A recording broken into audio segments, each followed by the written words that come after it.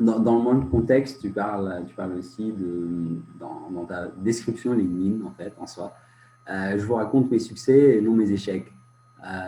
Parle-moi de tes échecs.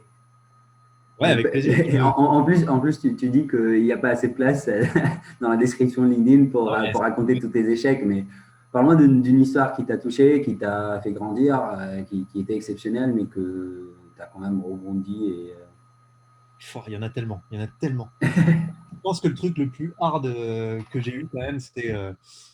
Je l'ai déjà raconté, mais celle-là, elle m'a quand même fait grandir pour le coup, vraiment. Ok. J'en ai eu plein, hein. J'ai mis très longtemps à avoir mes premiers succès. J'avais plein d'échecs. J'ai essayé de faire des marques de vêtements, des machins. Il n'y avait rien qui marchait. Je savais Mhm. rien faire. Mais le vrai truc qui m'a touché, c'est il y a quelques années, j'avais levé de l'argent pour une application smartphone qui permettait de faire des rencontres dans le cadre de petites activités de groupe.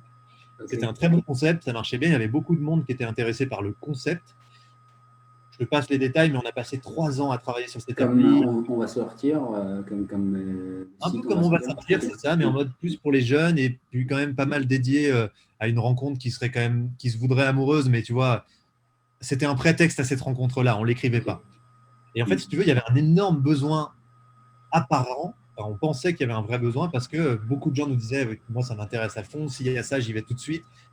Tous les chiffres annonçaient la prochaine appli à 1 milliard d'utilisateurs, quoi. Ouais. Donc moi, j'ai levé des fonds hyper en confiance parce que j'avais déjà fait des applis avec plusieurs millions d'utilisateurs avant, donc je me sentais vraiment capable de faire une autre appli, même si c'était un peu différent, c'était du service. Et donc, je lève des fonds, on passe beaucoup de temps déjà, dans cet échec, il y a eu plein d'échecs. Typiquement, je recrute une directrice tech parce que juste, elle avait 36 ans et elle avait l'air compétente. Et en fait, elle n'était pas du tout, c'était pas du tout une bonne développeur. Il s'est passé plein de trucs. On a toujours attendu un projet qui venait jamais. Et moi, j'étais en train de faire des pieds et des mains avec les investisseurs pour que, enfin bon, le truc sortait, il fonctionnait jamais. Donc, on a dû tout recommencer. On a tout recommencé en passant par une agence qu'on a payé 100 000 euros qui nous a fait un truc buggé de A à Z. Tout était pété, donc on a dû tout recommencer, sachant que je ne le disais pas aux invests. Moi, ma Ouais, bien seule sûr. technique, c'était de dire on avance, ça le fait, continuez de nous financer, on a des nouvelles métriques, alors que ça faisait déjà la troisième fois que je recommençais tout. Donc Wow. là, je recrute une nouvelle équipe avec 2 jeunes. Ça fait 1 an qu'on est sur le truc. Ces 2 jeunes, par contre, là, ils carburent et c'est super. Je recrute un vrai CTO génial, le mec est incroyable. Bah, c'était mon associé sur ma première boîte, donc je savais qu'il était bon. Donc, tu vois, il faut déjà 1 an pour que le truc soit mis en place et on repart de zéro alors qu'on a fait, on a mis une énergie et une thune pas Ouais. possible, quoi. On a déjà mis 200 000 euros, quoi. Et 1 an de travail. Et 1 an de travail. Donc, je relève et on continue à nouveau. Cette fois-ci, on est un peu plus armé, on fait des sprints qui donnent quelque chose, on arrive à avoir des utilisateurs, ça commence à prendre, sauf qu'il n'y a Ok. pas de modèle économique. On a voulu la jouer à l'américaine, on va faire beaucoup d'utilisateurs et puis ensuite on trouvera un modèle économique. Oui. Très mauvaise idée. Aujourd'hui, je conseille absolument à tous ceux qui nous écoutent de ne jamais faire ça et de commencer par le modèle économique Ah avant oui, tout. carrément.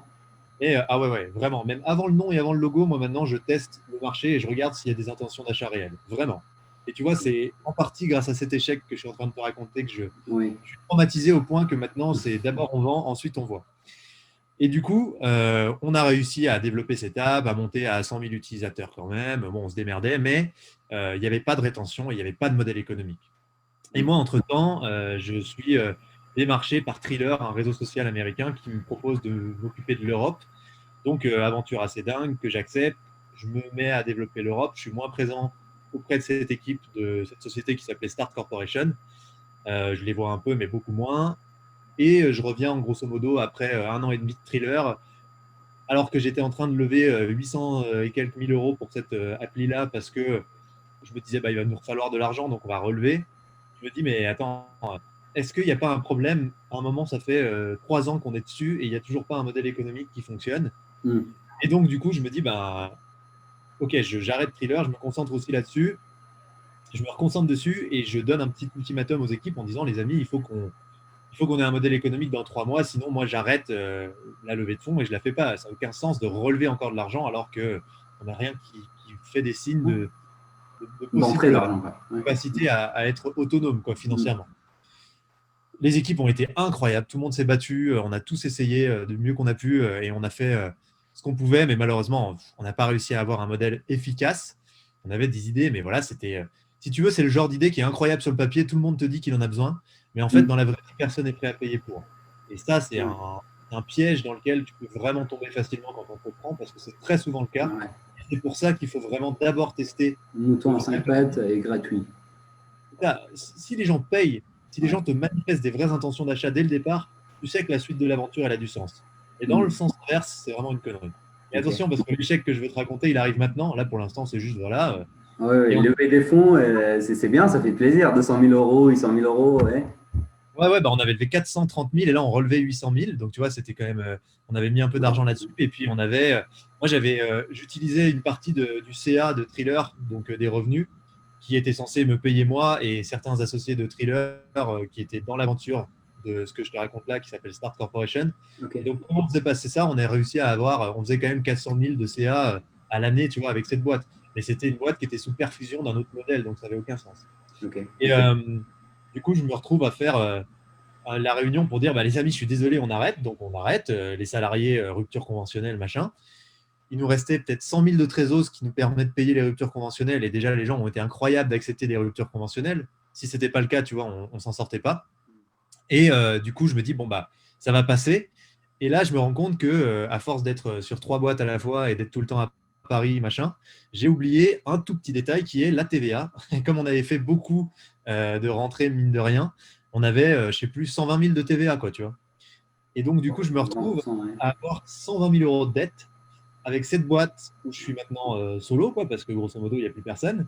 Et j'ai aucune idée de comment je vais payer ça. J'ai pas moyen d'aller proposer à des investisseurs de remettre de l'argent parce que ça n'a aucun sens. Et d'ailleurs, ces gens-là étaient tellement incroyables qu'ils m'ont proposé de remettre de l'argent pour relancer le truc d'une autre manière. J'ai refusé parce que je pense qu'on avait fait le tour de cette question. Mais je me retrouve donc avec des huissiers qui commencent à défiler chez moi, puis chez mes parents, puis 2 fois par semaine chez mes parents, puis à m'appeler tous les jours.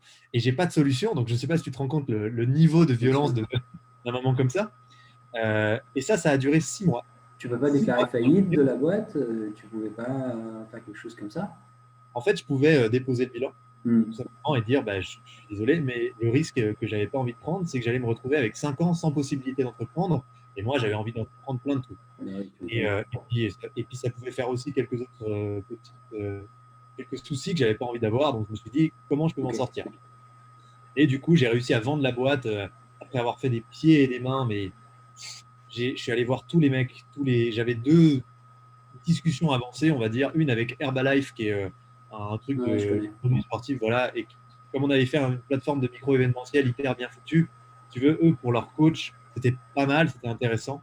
Et Hmm. puis après, tu avais Pierre et Vacances, qui, pareil, pour leurs organisateurs, leurs gentils organisateurs, un peu comme le Club Med, avaient besoin d'un outil, d'une plateforme.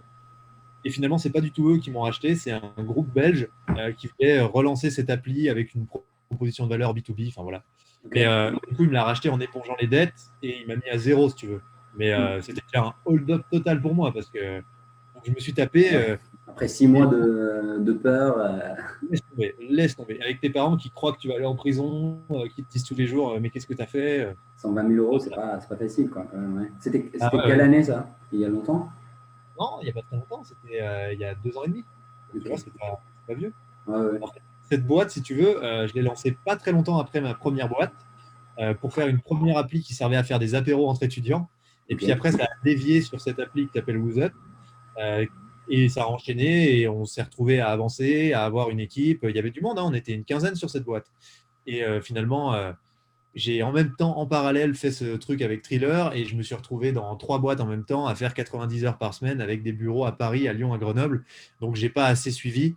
Et puis Ok. surtout, honnêtement, on a fait tout ce qu'on pouvait sur cette boîte. On a essayé plein de trucs. On a fait tous les essais-erreurs possibles. On avait, je sais pas combien d'itérations de l'appli on a fait, mais énormément. Tout le monde était vraiment à fond et j'avais des bonnes équipes vraiment. Hmm. Après tout le bordel que je t'ai raconté au début. Et, Ouais. mais c'est juste que c'était un truc où tu as un besoin perçu, mais qui n'est pas un besoin réel. Et Hmm. tu peux pas faire une app avec ça.